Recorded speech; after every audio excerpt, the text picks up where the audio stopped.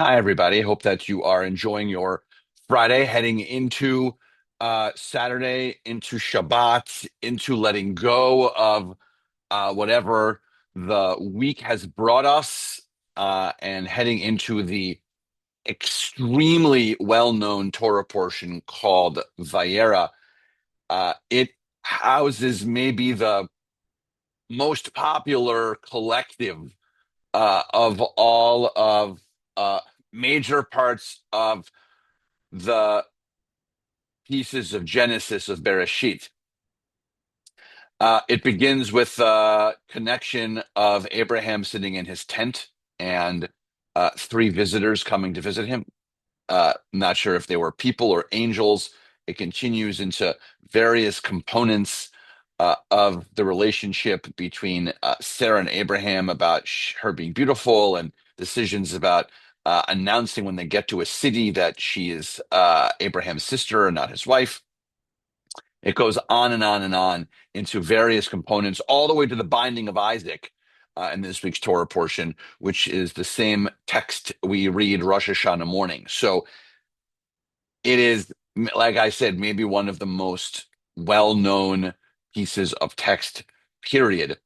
What we have behind me is this image that God speaks to Abraham and says to go and sacrifice Isaac. And this is the visual, if you will, of the walk that Abraham and Isaac are taking to go up to a particular mountain.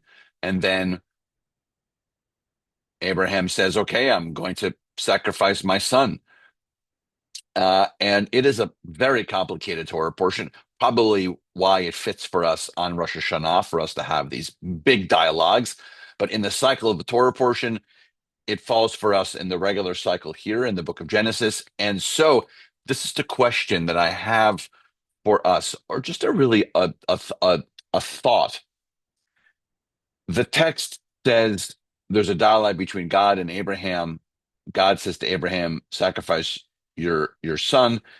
It's believed that this question or this push from God is one of the 10 tests that God does to make sure that Abraham should and will be, because we know that he will be the father of Judaism. But there's this one particular nuance. So the two of them are walking. Uh, it's there's like a an assistant or a servant, if you will, that's walking along with them. And at some point, the text says that they start walking, and then it says 3 days later, and then the story picks up. Now, I want to reflect on the 3 days later, that the text doesn't say what happens in those 3 days. What is Abraham thinking 3 whole days walking with his son, knowing that he has agreed to sacrifice him? What is Isaac thinking? Why this sudden weird walk? There, Abraham is also carrying a very large knife. And so, what happens in those 3 days? What happens in that silence? What happens in that piece of text that it doesn't say to us? And I want to invite us into that concept. I want us to reflect on those 3 days. What what transpired in that dialogue? Was it silent? Did they just walk for 3 days in utter silence? Were there major deep dialogues? And so on this Shabbat, I want us to maybe think of the silences that we are creating in dialogues. Maybe we are thinking about how do we fill our dialogues.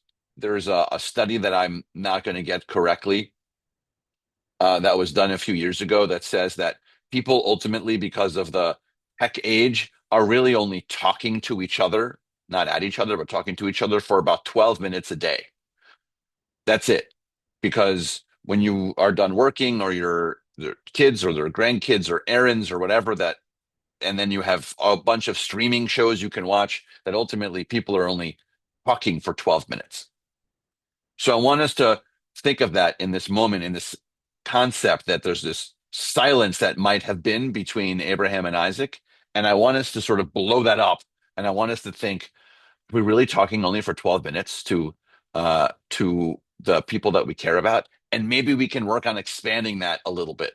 How are we going to find more ways to communicate? How are we going to find more ways to maybe put down our devices, come off of our screens, do all these things and actually engage in real dialogue?